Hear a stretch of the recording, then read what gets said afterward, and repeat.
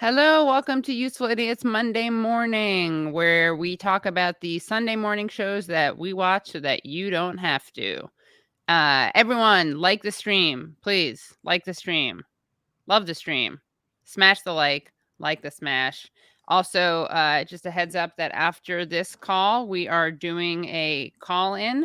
So make sure you've downloaded the call-in app if you haven't already done that.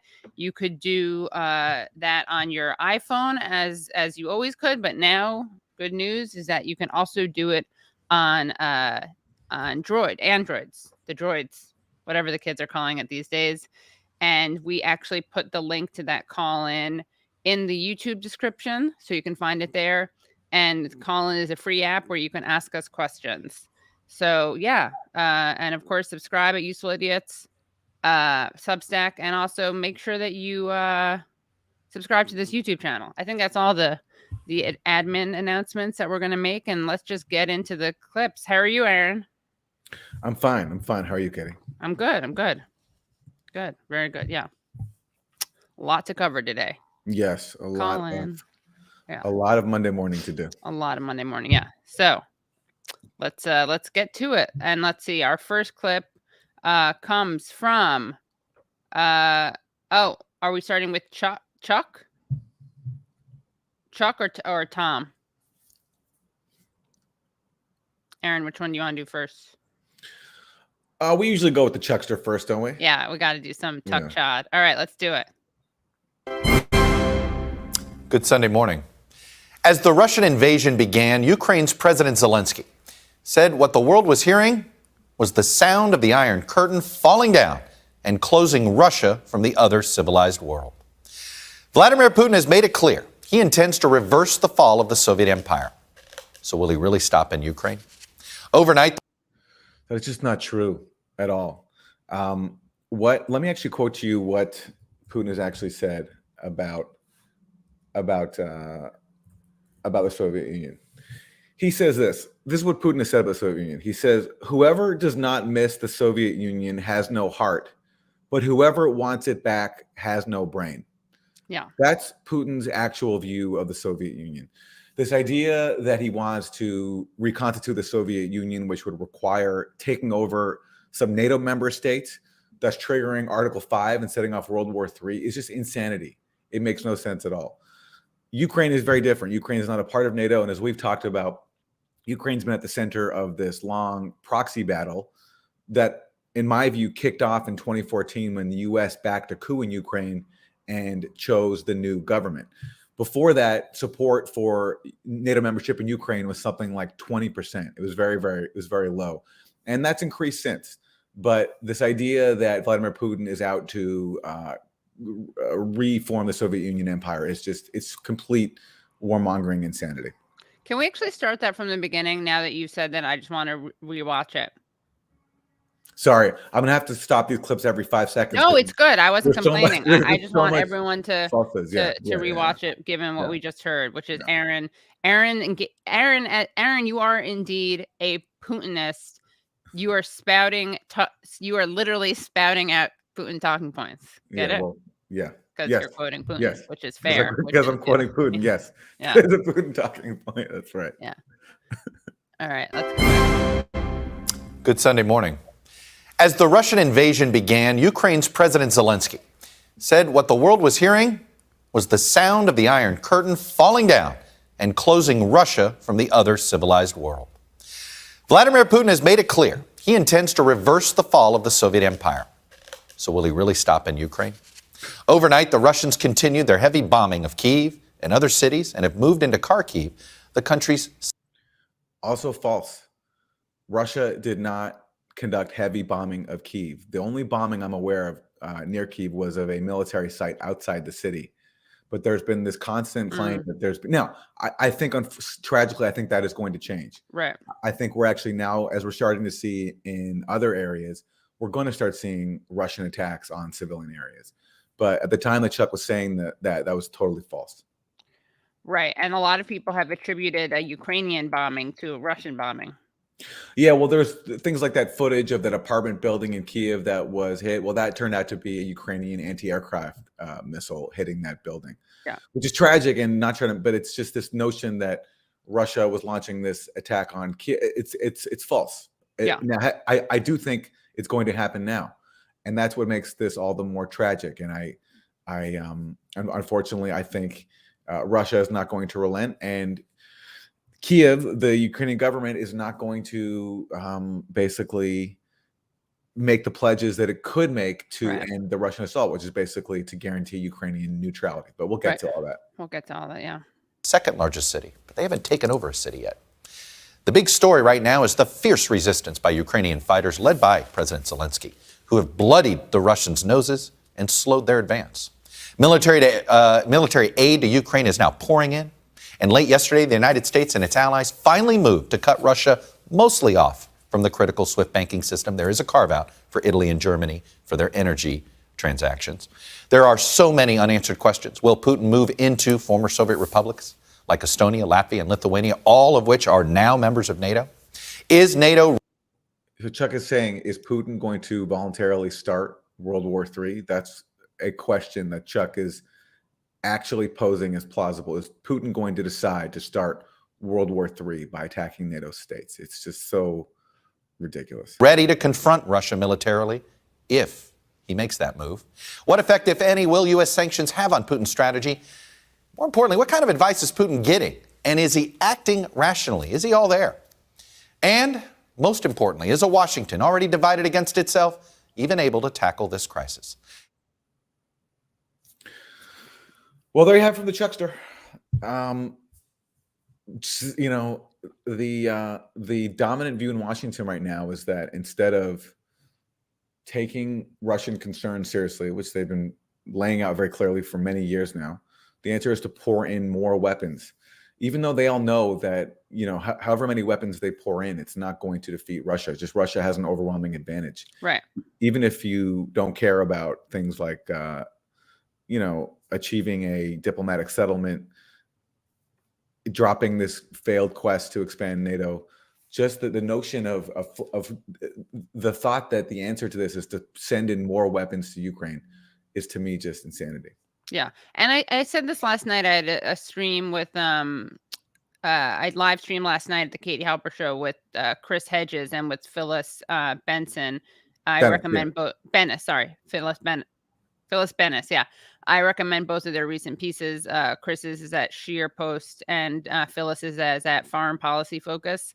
But a lot of people, you know, we shit on a lot of libs and neolibs and neocons a lot, but there are a lot of people who don't understand. I think that's why it's important to go over this stuff. But they really think like that protecting civilians and doing the right thing and the humanitarian thing is arming people who are kind of like the underdog in this, the Ukrainians, against a stronger, more powerful force, which of course is Russia. But they don't really understand that the end game that they're creating is an end game of just increased violence and bloodshed. And of course, it could be nuclear war at one end of the spectrum, at the extreme end. But that there's not going to be, I guess, Aaron, I have a question for you. What would you say to people who say, well, this is going to be a deterrent to Russia? Well, they've been saying that for the last 8 years, because again, this war didn't start this week. It massively escalated this week with Putin's invasion, which, and it should be said, this invasion is illegal. I think Putin had many other options. I personally think he snapped. And I think what he's doing is, you know, should be condemned. It's a violation of the UN Charter. But he's escalating a crisis and a war he didn't start. The war began in 2014 when the U.S. backed a coup and selected the new leadership of Ukraine. It's on tape with Victoria Nuland picking who was going to come into the new Ukrainian government after the leader they want to overthrow, Yanukovych, is thrown out. And that's exactly what happened. Yeah. And that government was basically very pro-U.S. and talking about bringing Ukraine into NATO. That's when Russia responded by seizing Crimea, where it has its most important naval base. And then the new government went about outlawing the Russian language, and pro-Russians in Odessa, dozens of them, were burned alive in a massacre. Yeah, which no one ever talks about. And no one ever talks about that. And so for them, the war began in 2014, and that's when they took up arms to resist the coup regime that was outlawing their language and supporting neo-Nazis who were burning them alive. And since then, something like 15,000 people have died, the majority of them on the rebel-held side. And to your question, Katie, about aren't these weapons a deterrent? The U.S. has been sending billions of dollars worth of weapons to Ukraine during this period, and they've been used to help kill other Ukrainians. The question is, do you want to continue that or not? And I personally think it's criminal to continue doing it. Yeah. Also want to just tell people that in case they missed it, they probably didn't because they're watching the show, but we had a whole interview with, of course, Branko Marcetic about this on our show last week, which is really good, really informative, really sets up what happened in 2014. Also, just one more plug for my stuff, but it's not really to be self-interested. It's just because I think it's so important. I interviewed Yasha Levine. There's a teaser of that's public. The rest of it is Patreon. But about the Azov battalion and also just about Russia, Ukraine. I interviewed him on Wednesday night, like right before it happened. And it's just a fascinating interview because he's someone who's Soviet American and immigrant. And anyway, there are not enough voices like that who speak from experience. So I really recommend that one. And I would, even if I hadn't done it. Wilson, I put a clip in the chat. Let's play that quickly because I want to, to me, it sums up exactly what this entire conflict is about. And it's only 8 seconds. So I can make the point very, very quickly. But it's basically, it's Adam Schiff in 2020 at the opening of Trump's impeachment trial, basically laying out what I think this entire proxy war that's been going on for 8 years in Ukraine is all about. The United States aids Ukraine and her people so that we can fight Russia over there and we don't have to fight Russia here. One more time. The United States aids Ukraine and her people so that we can fight Russia over there and we don't have to fight Russia here. Okay. So that's Adam Schiff 2 years ago making a claim that the U.S. is using Ukraine to, quote, fight Russia over there. Yeah. And so my point is, if you don't want Russia to fight Ukraine, don't use Ukraine to fight Russia. And that's what the U.S. has been doing for the last 8 years, of essentially using Ukraine as cannon fodder in this bid to encircle Russia with offensive weaponry and a hostile military alliance in the form of NATO. And this is we're now getting Russia's response, and it's awful, and it should be opposed. And the best way to oppose it is to demand that the U.S., the government that we have influence over, abandon this bid to use Ukraine as a proxy state on Russia's border, because it's been obvious for a long time that it's insane, and it's already for all the civilian suffering that we're about to see in Ukraine.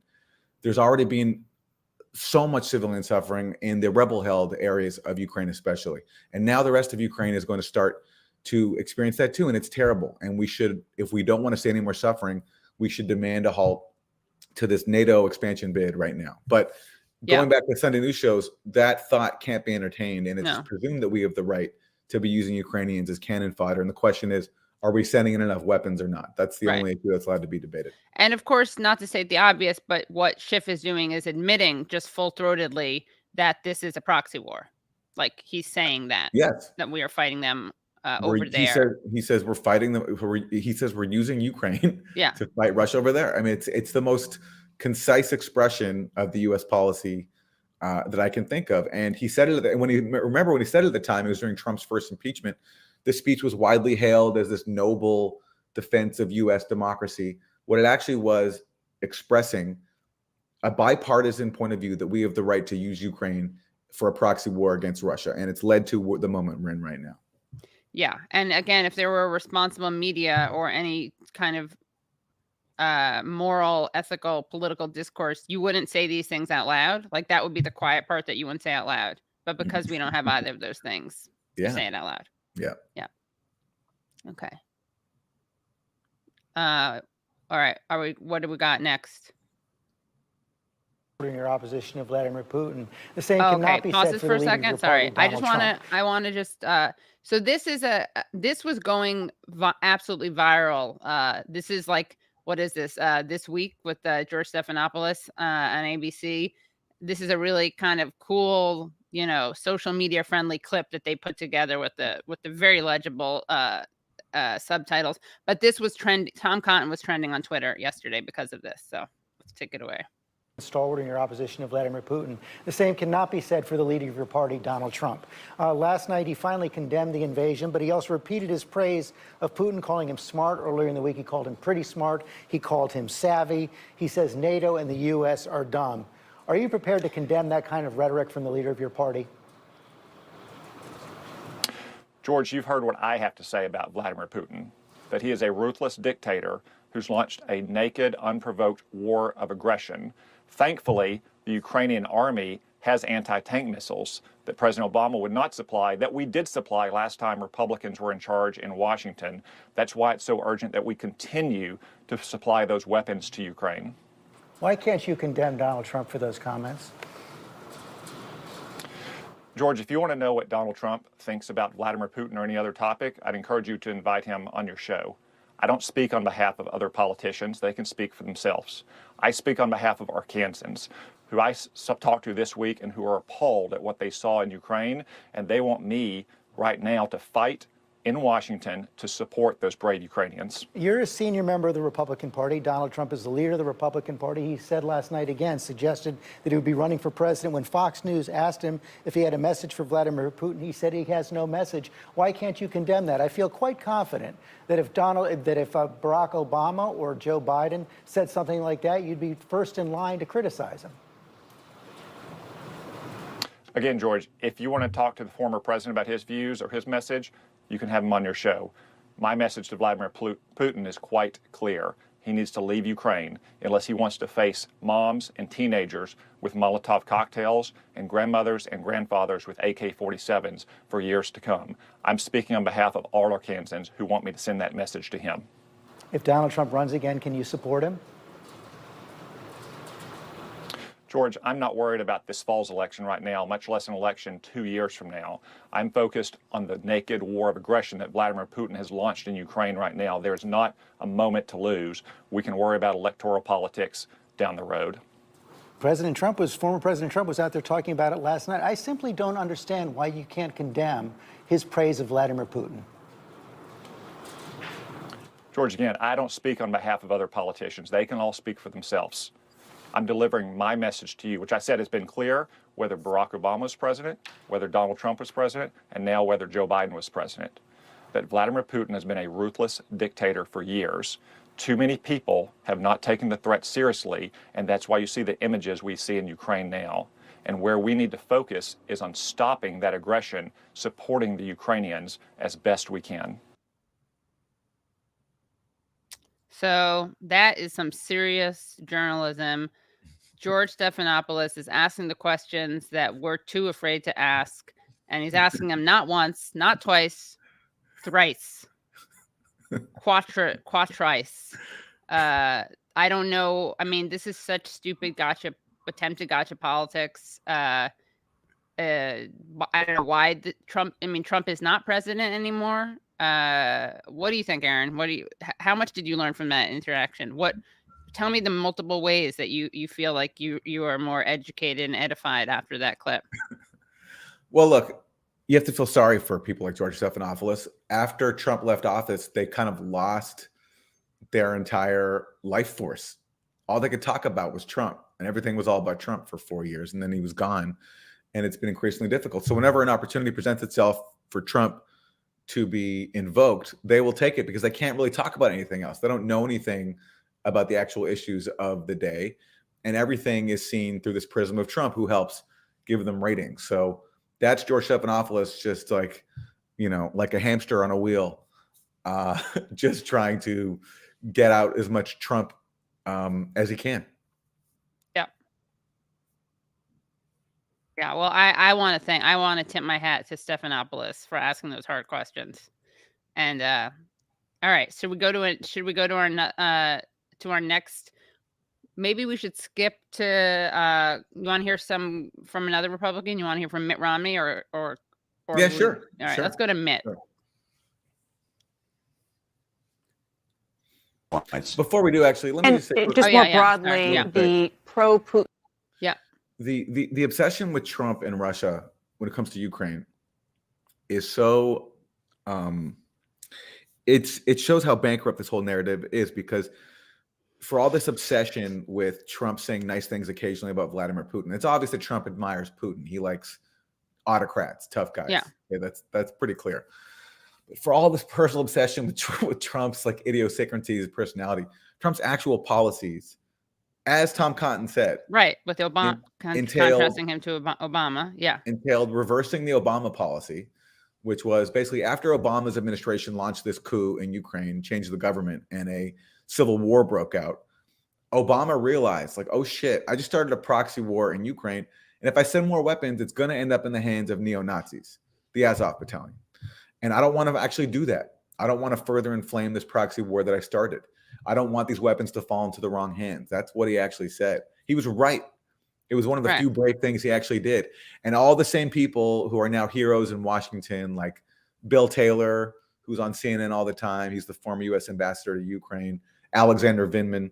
All of them are essentially accusing Obama of appeasement because he wouldn't send Stinger missiles, javelins to neo-Nazis in Ukraine. Trump came into office, and immediately he was being called a Putin puppet and a Russian agent. And of course, Trump has no actual principles, so he caved immediately, and he immediately authorized all these weapons sales, and that further inflamed the proxy war even more. So these anchors are obsessed with trying to accuse Trump of being a soft on Putin and a Putin agent, when he, again, was pursuing policies that were radically more hawkish than Obama. And by their logic, Obama is a Putin agent because Obama would not send the weapons that Trump immediately sent when he came into office. So it's just the normalization of insanity is just so pervasive across all these media networks. It's pretty unbelievable.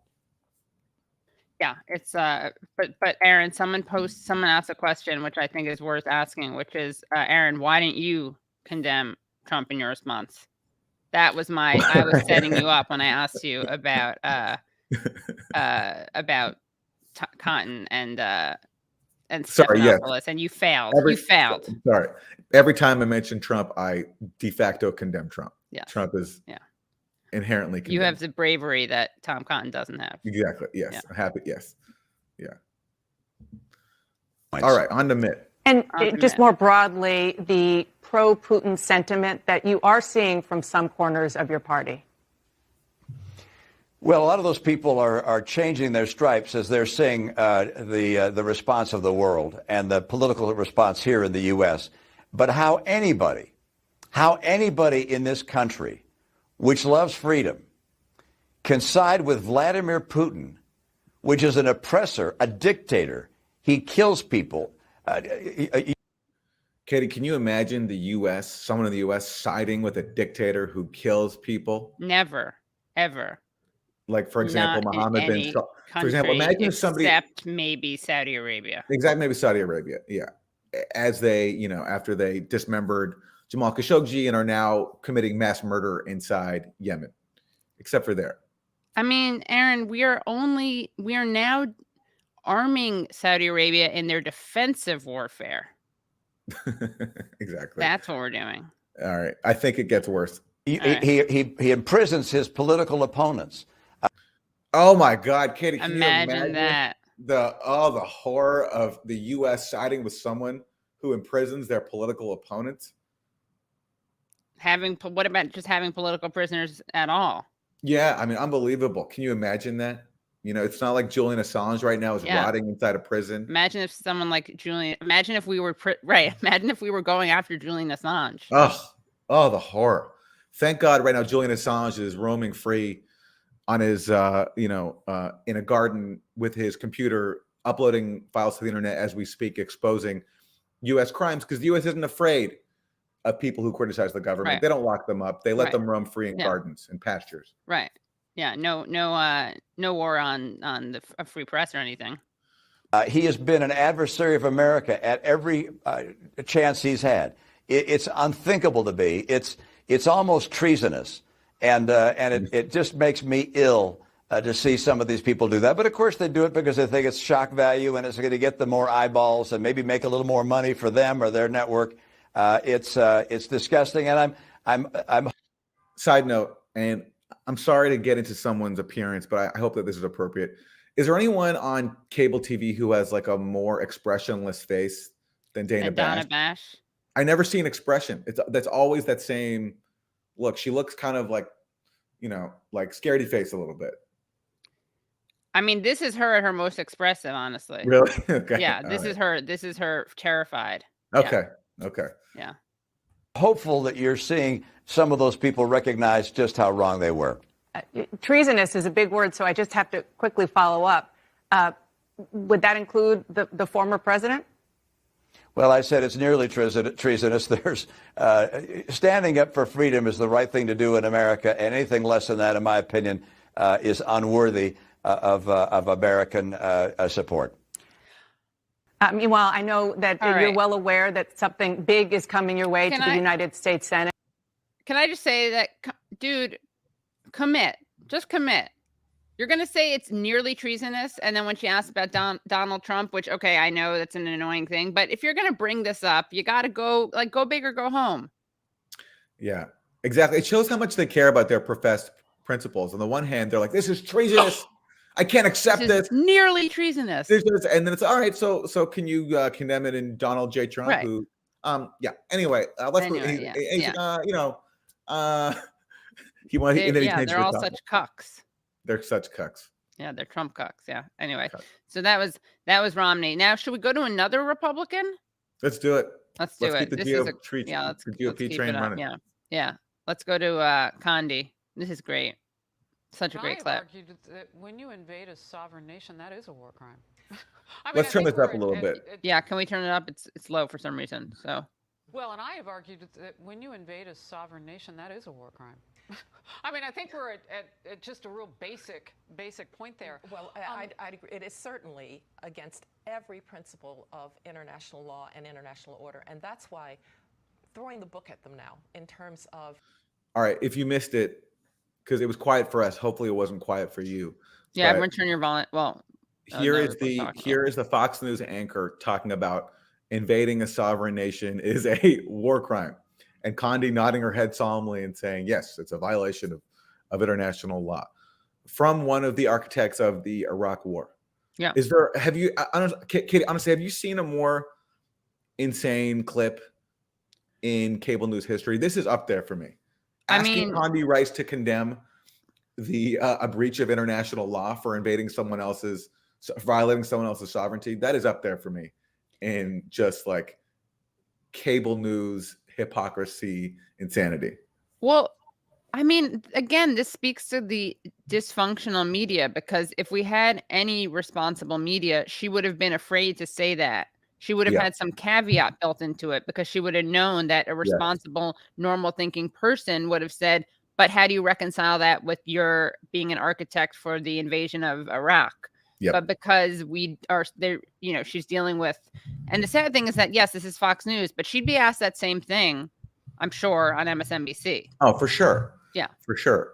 MSNBC, it's filled with people who supported the Iraq War. They just hired someone who wrote a whole book about how Saddam was tied to Al Qaeda as one of their top contributors. So you couldn't even get on MSNBC, I think, any pushback to Condi Rice condemning a breach of international law. It's dystopian. Should we play the rest of her response? Economic sanctions and punishments is also a part of it, and I think the world is there. Certainly, NATO is there. He's managed to unite NATO in ways that I didn't think I would ever see again after the end of the Cold War. Really? Yeah. Really? Really? Wow. I like the way her response is like, really, because I think of NATO as really divided. Like she's thought a lot about the intra-NATO dynamic, that woman. All right, yeah, so that's a moment. As Chris Hedges said on my show last night, he was like, well, she just made the case for her own arrest. That's right. That's right. Yeah. If you want to put Putin in The Hague, then you got to send Guess Condi who his along roommate's with going to it. be? Yeah. Someone should make a roomie image with Putin and Condi. That would be great. Yeah. Well, I think maybe where we should go from here is, do you want to go to Pompeo and Trump, or do you want to go to a masterclass from Stealth on social media? It's been dark so far, so let's get some stealth. Let's get some stealth up in here.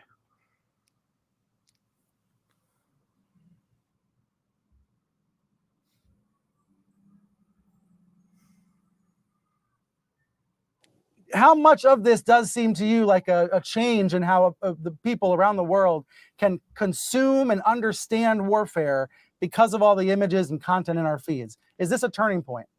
Well, I think it can do what social media does. It makes things both more real and immediate and sort of feel more tangible, and also more potentially misleading, because each one of these TikTok videos is a tiny little snapshot of a tiny little moment of time, often without any other overlaying context. And so you really would have to spend an enormous time with some real background to begin to piece together all of the pieces of the TikTok jigsaw puzzle. So on the one hand, it's serving the purpose of reminding of Americans. He wrote that line. This war is incredibly brutal, and we're collectively seeing incredible resilience from the Ukrainian people. At the same time, none of it is giving you an overall strategic view. None of it is really giving you a sort of an idea of where are Russian forces, what are the real casualties, what are the disposition of Ukrainian forces. All of that remains opaque and mysterious, at the same time that you kind of feel as if you're seeing war more up close and making war more personal. But I do think it's had the effect, honestly, of stiffening the resolve of the Western world more broadly. We've seen European countries really fall into line quickly on stiffer sanctions than a lot of people thought they'd agree with. Just Germany just now announces an enormous increase in defense spending. Can we pause? And I do think cable news chyrons have gotten insane. Ukrainians turning to social media to share their truth. Aaron, are you going to hold the space for them to share their truth? Yeah, that's the next guy. Ukrainians turning to social media to hold space, to share their lived experience. This is, whatever. It's cool, I guess. Like, things used to be more formal, more in the language of old newsmen. So this is a new generation, but I don't know, man. Ukrainians turning to social media to share their truth. It's it's a slippery slope. It's a slippery slope, yeah. part of that is due to the immediacy of these reports and the inspirational nature of Ukrainian resistance that is shaming a lot of Western governments, quite frankly, into action. Bianna, what's your view of this? You're inside CNN just like I am. You see all the alerts that come through. You know there's hundreds of people trying to vet all the unverified. The part of the Ukrainian resistance that you're not allowed to acknowledge on these networks is the Azov battalion. Right. Far-right neo-Nazi militia and others who have played a huge outsized role in the Ukrainian armed forces. And if arms do get to them, if these U.S. plans for an insurgency grow, that's who is going to be benefiting from U.S. support, just as in Syria, Al-Qaeda benefited from U.S. support for, quote, moderate rebels. It's the exact same playbook, and it's a disaster. Information that's out there. How do you see this going down? Listen, on the one hand, it's sort of a confluence of barbaric actions at the hand of a, now let's call him a madman, because only a madman acts in such ways, in a civilized world where technology is really helping us sort through fact versus fiction. And this is something that Vladimir Putin and the Kremlin, through their propaganda machine, had thought for years that they had been successful in avoiding Russians, specifically at home, from being aware of their actions internationally. And yet we still have some really brave journalists. And I know you're going to be speaking with one of my friends coming up in this hour, Ekaterina Katrikadze from TV Rain. It's the only last independent news network in Russia right now. And they are once again being hounded by regulators, and they can only be found on YouTube. They used to be televised statewide as well. And they are now up against a wall reporting and trying to get accurate reports out to their viewers of what they are seeing on the ground. And what they're seeing on the ground clearly differs from what they are seeing on state television at home. Yeah, absolutely. Jane Lividenko, you specialize in disinformation. We can show a bunch of examples on screen of videos that are not what they seem to be. There's been a flood of this. I'll show a video showing paratroopers getting ready to invade. It was shared on TikTok and Twitter, but it was actually authentic video of Russian parachute jumpers, but from 2015.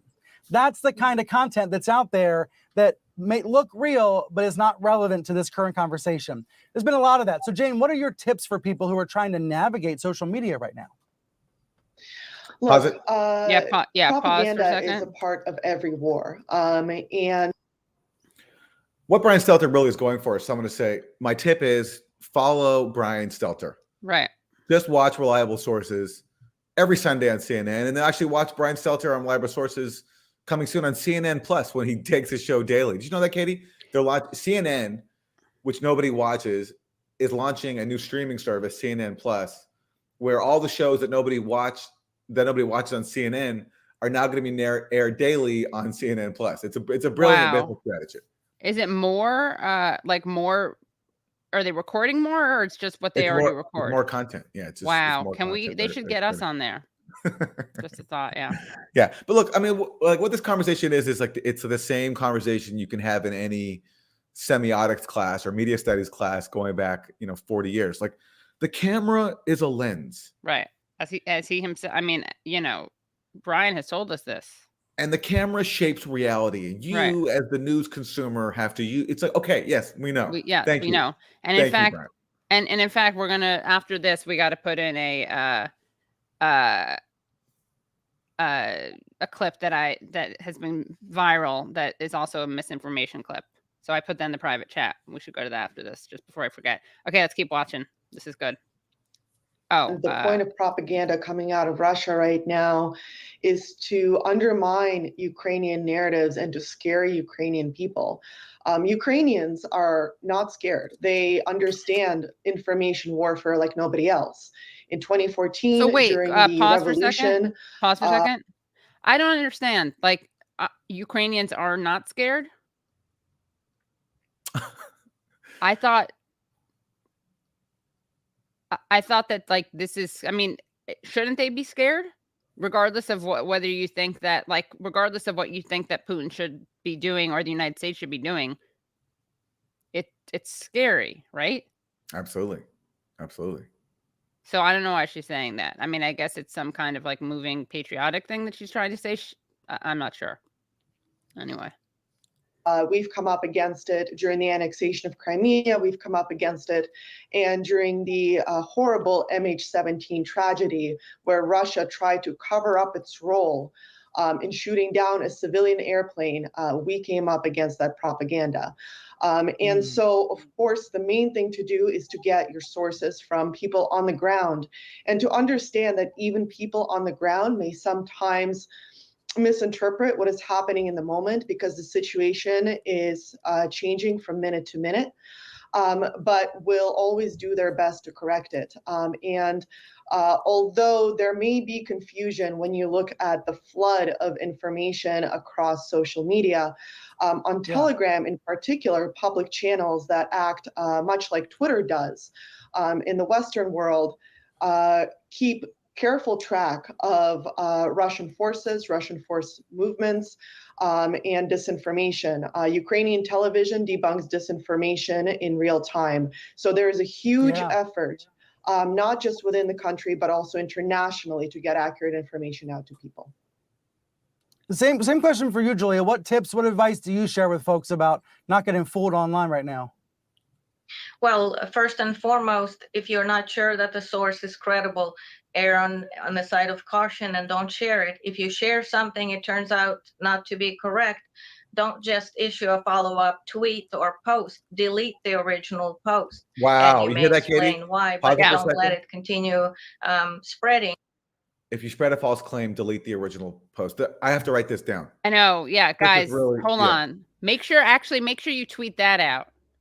And by the way, the irony, this reporter here works for the Daily Beast, which has just been a repository for Russiagate garbage for 4 years.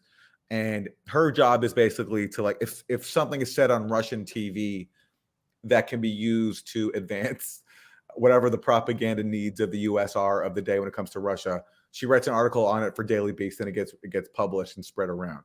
So the idea that the Daily Beast, which is published, on any issue, Russian bounties, Havana syndrome, anything to do with Trump-Russia collusion, you can go on and on and on. The fact that someone from the Daily Beast is commenting on how to weigh accurate information is just such a joke.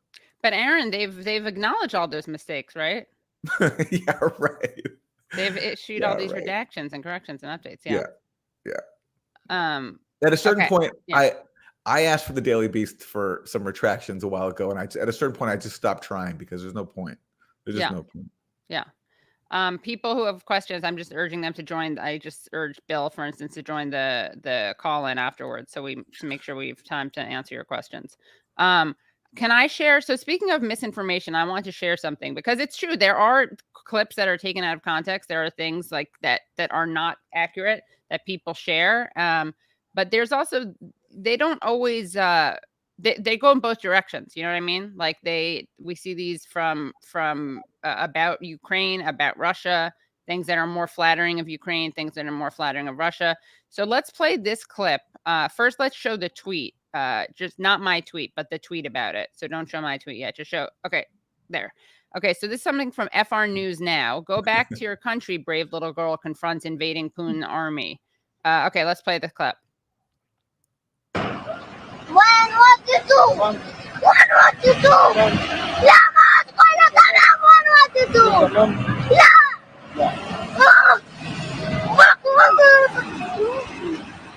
So, question, does that sound like Russian or Ukrainian to you? And does that look like Ukraine right now? You mean it's not summer weather right now in Ukraine? So somebody wouldn't be wearing a tank top right now? Huh. Well, you know that they no, I won't make any jokes. Yeah. No, correct, Aaron, correct. And la, that's not, they're speaking Arabic. Huh. Why are they speaking Arabic in Ukraine, Katie? I know, and why it's is the so little girl weird. wearing a tank top when it's wintertime? You know why? Because you know Why? who that is? Who? I'll tell you right now.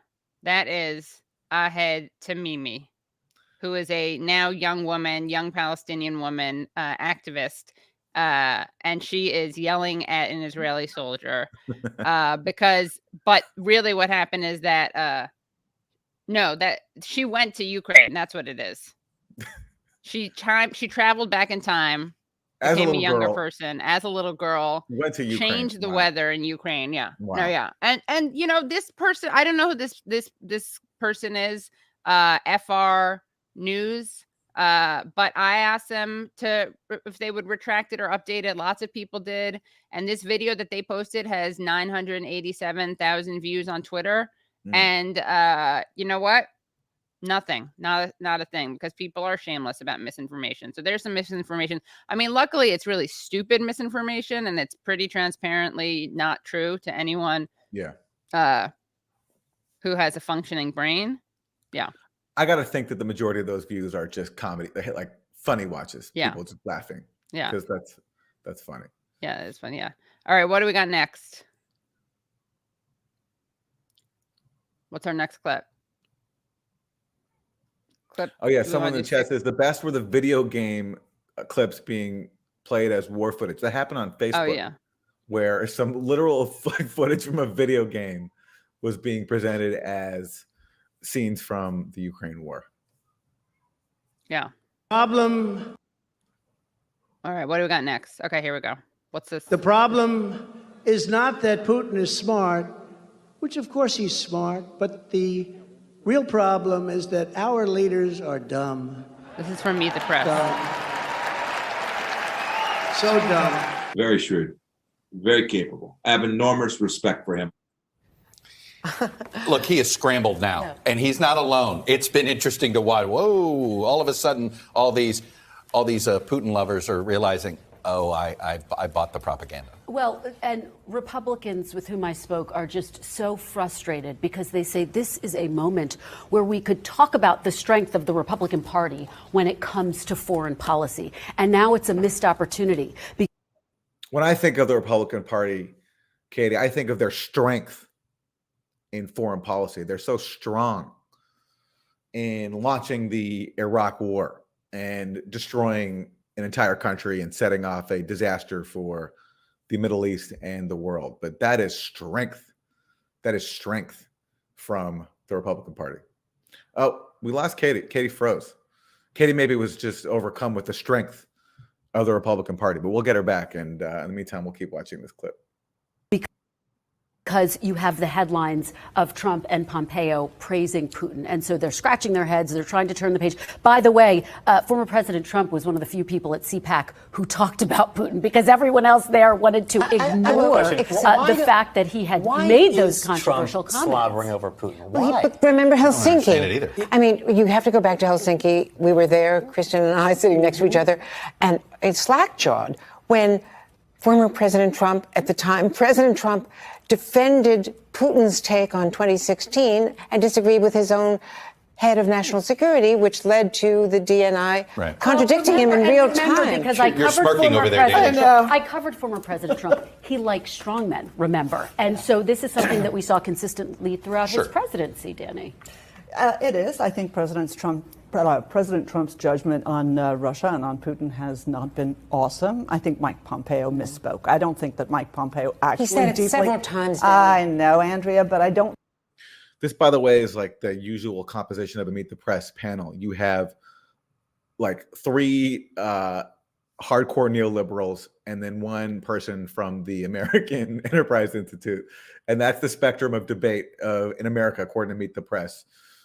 Far-right Republicans and center-right Democrats. That's essentially the spectrum, the acceptable spectrum of debate, according to Meet the Press. I love these panels. They never have someone who has any kind of thought that's outside of that spectrum. Never, never, ever.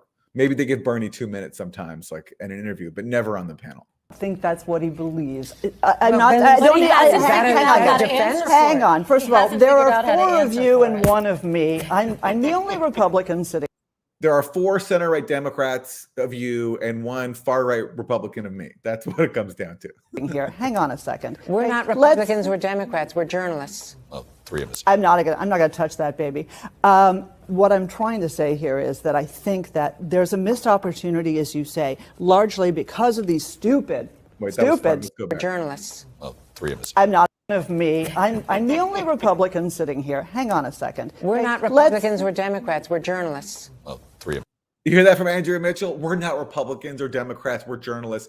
She is an anchor for MSNBC, the most like partisan, hackery DNC network they can be. And she's offended at the suggestion that she is a partisan for Democrats. How dare you? I'm a journalist. I'm a journalist who constantly parrots the party line of whatever the Democratic Party is. How dare you? We missed some funny stuff, Katie, just looking at this Meet the Press panel and how it's 4 center-right Democrats and 1 Republican, and Andrea Mitchell is outraged that someone could accuse her of having some partisan bias. What? Sorry, my Wi-Fi is coming in and out. All right, well, I'll keep playing the clip. All right. I'm not going to touch that baby.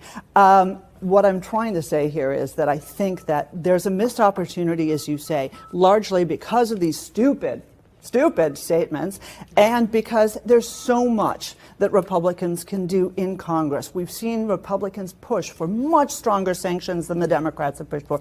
Push on President Biden for a larger supplemental. Ask him why he wasn't prepared despite this. A larger supplemental, that means more money for the Pentagon, which is exactly, by the way, what is going to result from this crisis. Both parties are going to rally around the flag and show that this invasion shows that we have to give even more money to the Pentagon. And of course, Republicans will be leading the way. And Democrats, their only response, of course, will not be, maybe we shouldn't be spending all this money on the Pentagon and we should be spending it on social programs. Because remember, we had something called Build Back Better not too long ago. Oh, yeah. They're instead going to be trying to prove that they're tougher on Russia than Republicans are. That's going to be the only range of debate is who's tougher on Russia, who's willing to impose more sanctions and send over more weapons to Ukraine.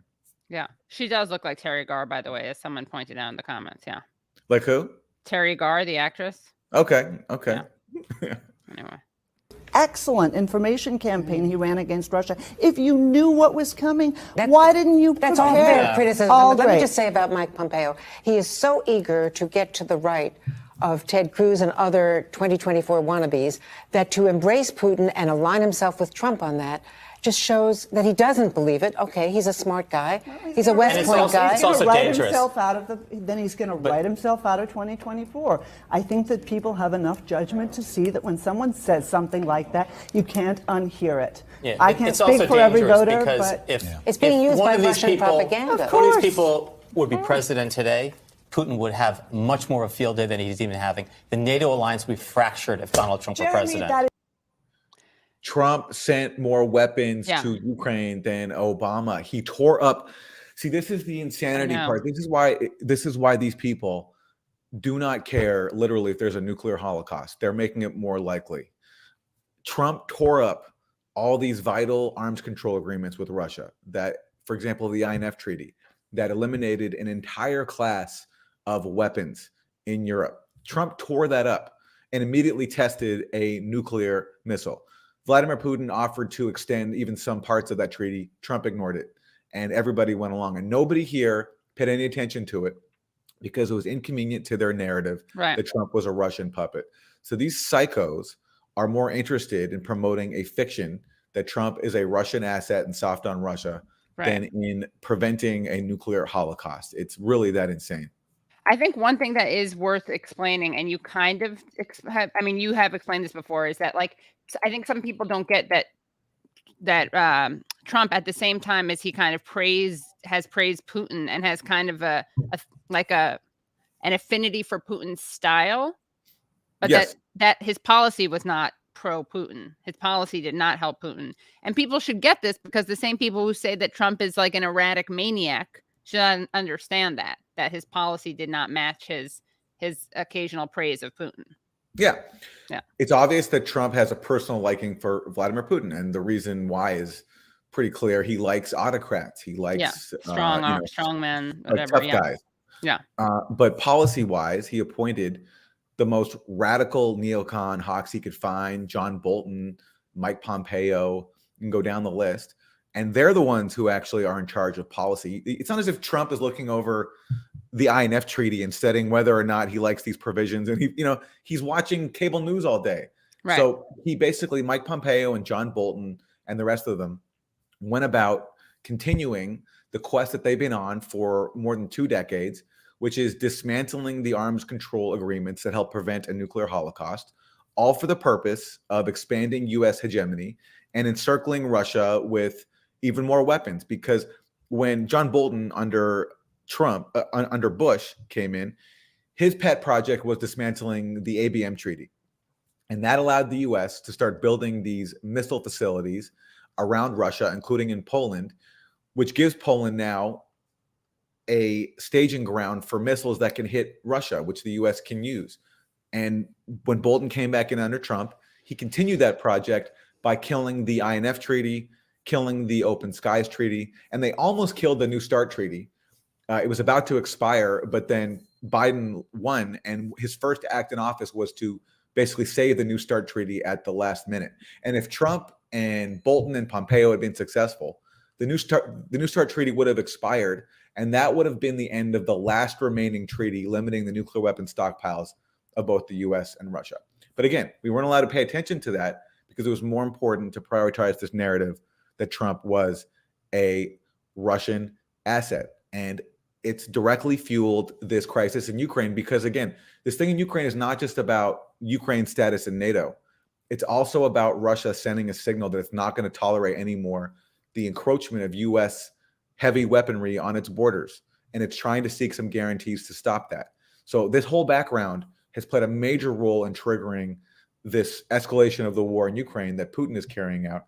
But again, we're not allowed to talk about it because all these networks support the underlying project of expanding U.S. hegemony, even if it threatens nuclear holocaust. Yeah. I think people are really offended by it's hard to say this without being called a Putin apologist. But again, I actually thought that I like Phyllis Bennis's line on this, which is that what Putin did was, she says that Biden is right, that it was unjustified. He's wrong, that it was unprovoked. And I think that people are just very offended by a country making demands of the United States, of NATO. But what that really means is also requiring that the United States use its like diplomatic muscle, right, to get NATO to stop, to make certain statements about Ukraine. People are just offended by that. They refuse to negotiate. I mean, they just don't want to negotiate with another power. Right. but it's completely normalized that the U.S. can occupy 1/3 of Syria to, in Oh, of Trump's words, course. take its Right. oil. So the actions that we presuppose we can do whenever we want, for other people, it's just dismissed out of hand. In the case of Russia, it's not a fair comparison to the U.S. and Syria because the U.S. has no real actual defensive interest in Syria. It's just there, as Trump said, to take the oil and to try to further its regime change campaign in Syria, or at least punish Syria for the fact that the U.S. lost its regime change campaign. In Ukraine, it's on Russia's actual borders. Ukraine's not on U.S. borders, and yet U.S. has been flooding Ukraine with billions of dollars in weapons, trying to expand NATO there. This is Putin's answer. So, as Phyllis Bennett said to you, yes, Putin's war is unjustified, but it was not unprovoked. Right. And if we actually cared about peace, negotiating, all that stuff, we would have actually taken those concerns seriously. Of course. Yeah. And I also want to commend you, Aaron, for, I think, walking this. It's not that hard to do it, but I think it's walking a somewhat fine line of saying that, you can condemn what Putin did without pretending that the United States didn't play a large role in it. And that it was avoidable. We can say that it was avoidable. Yeah. It's not an exact analogy by any means, but for example, 9/11, you can condemn 9/11 while still understanding why it happened. It didn't happen because Osama bin Laden hates our freedoms. Right. In fact, we know why it happened because he wrote a manifesto about it, as David Cross himself performed in stand-up. I mean, he didn't perform the manifesto. He performed a joke where he said, "You know how I know that? You know why I think that? Because he fucking said it." Yeah. Yeah. All right. Well, it's funny though, but people get mad in both directions, that we're being too soft on Putin or that we're being too hard on Putin. But what are you gonna do? Aaron is very good at blocking out that noise. F that noise. But so yeah, guys, you know what we're doing now? We're going to call-in.